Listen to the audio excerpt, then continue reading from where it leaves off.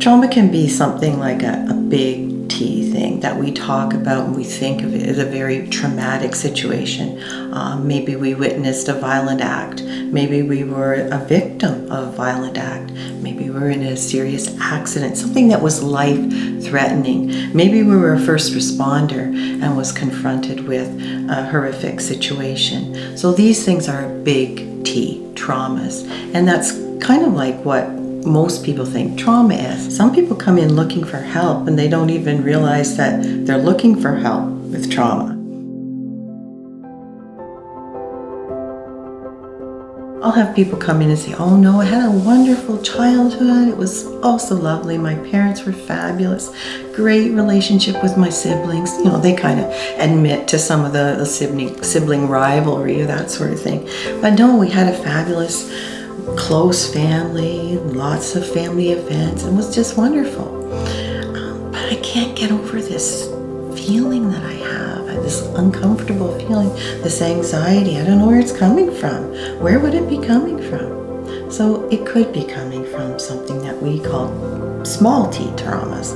And those are traumatic events that maybe we just slough off and we think we've dealt with, we tuck them away. It could be something like bullying or name calling or just an isolated event that losing a pet or even losing a loved one.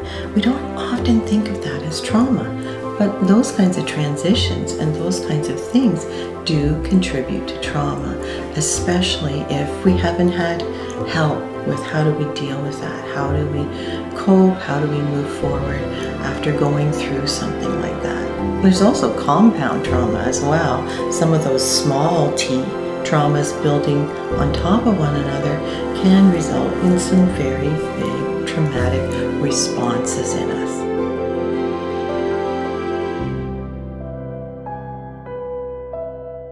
So when we have a traumatic response, we might be triggered and we might get emotional, we might get angry, we might get weepy, we might have a full-blown panic attack, and sometimes we don't even know what triggered us or what inspired this or why we're feeling like this. There is a type of therapy, and it's not a standalone therapy, a type of therapy that does help most people with dealing with trauma, and that's EMDR, eye movement desensitization and reprocessing.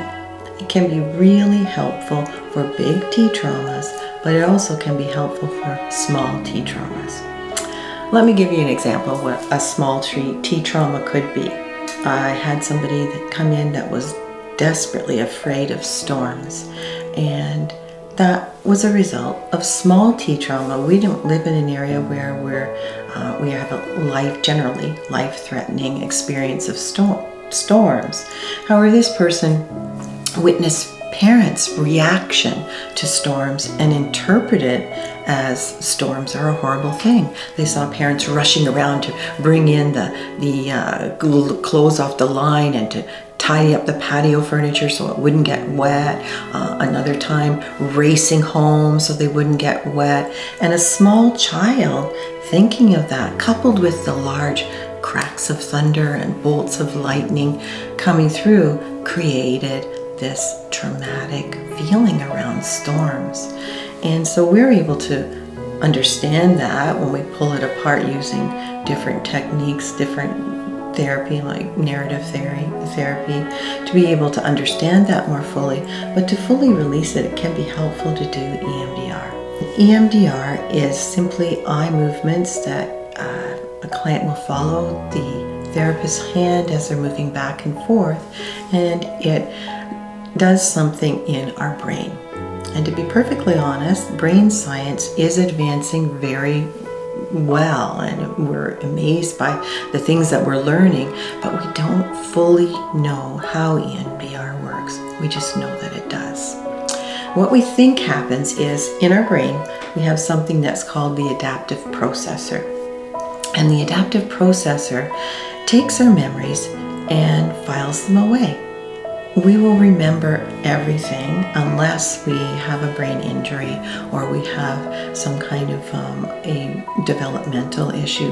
The average person has all their memories. It's just a matter of storage. So we don't have everything in our conscious memory, but it's all there in our unconscious memory.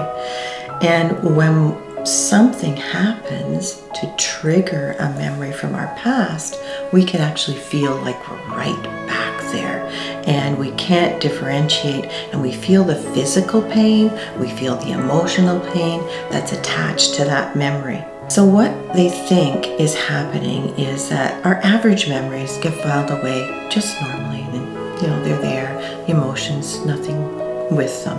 But when we have a trauma, whether it's a big T or a small t trauma, that trauma gets filed away, and the emotions and the physical pain is still attached to them. With EMDR, the bilateral stimulation of following the therapist's hand moving back and forth helps us to engage the adaptive processor and heal the memory, pulls those memories apart, allows us to file away the memory and have the emotions away from them, have the pain away from them.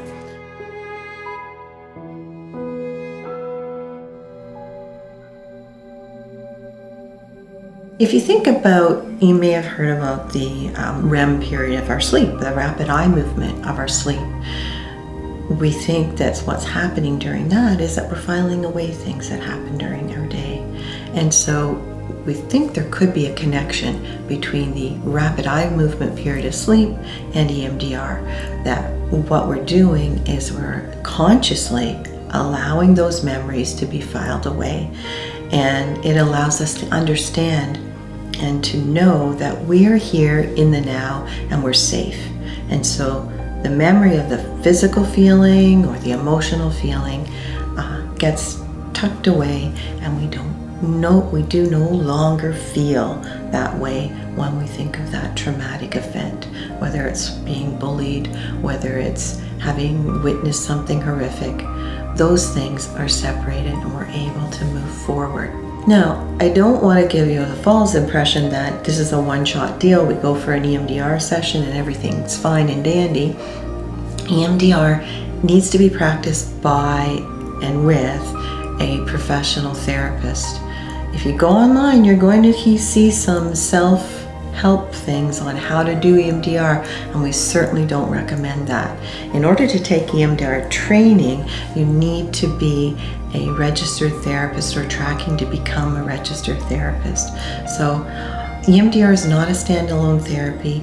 Things will come up during EMDR sessions that talk therapy will help you work through. But it's a fabulous resource, and it's a wonderful tool that therapists do now have access to. Please check online. You can find EMDR therapists quite easily online to connect with somebody that might be able to help you to process that trauma so that it doesn't have to be that horrible experience for you, that it doesn't have to be a debilitating feeling anytime that you get triggered by a memory from your trauma. It's a fabulous thing to be able to use, and it's wonderful to be able to watch people change using EMDR.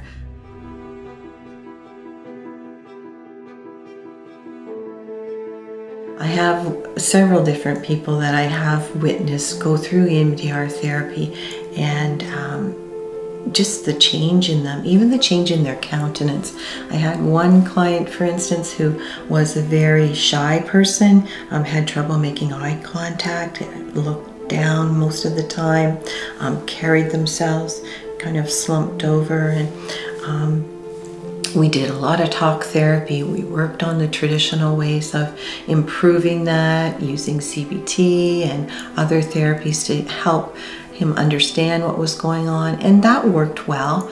But going for EMDR really did help him progress a lot more quickly. He went for, and this is not the usual, but this person went for one EMDR session. I was not a trained therapist at the time, and so I accompanied him. And when he came back for his second EMDR session, his whole countenance changed. He stood with erect posture. He'd even been shopping and bought new clothing, and he was just so comfortable. He said, no, I don't think I want to bother doing another EMDR session. Let's just talk about this. Let's use some of the talk therapy and continue that way. And he had found it so impactful that even just that one session. However, I wanted to stress that that's not always the case. I had one lady that I worked with for many, many sessions, and to be honest, she was getting a little bit disappointed. She had read a lot about EMDR, and I may have encouraged her, maybe given her false hope perhaps of how quickly it could work, but we kept pushing, and we kept doing more and more and working on it, and we gradually noticed things change a little bit. But then one day she called me back and she said, it happened. That's the other thing with EMDR therapy. Oftentimes you will find that the processing, when we ignite, so to speak, the adaptive processor, it continues after the person leaves the session. And although we take measurements of where the person is in their coping skills and their feelings, oftentimes that changes between when they leave the session and when they come back again. Well, there are many, many ways that EMDR can help. I feel like I'm really waving the EMDR flag, but it is a tool that is really helpful. Not the only tool, and it is important to use it along with other strategies as well, but it really can help people turn things around and start to heal those deep traumas, or even those small traumas that we've experienced over time. So check it out. Look it up, get some more information, and find an EMDR therapist that can help you. If you liked this video, please click subscribe and like. That way YouTube will send it out to other people who will be able to benefit from it too. Thank you. Take care out there, and God bless.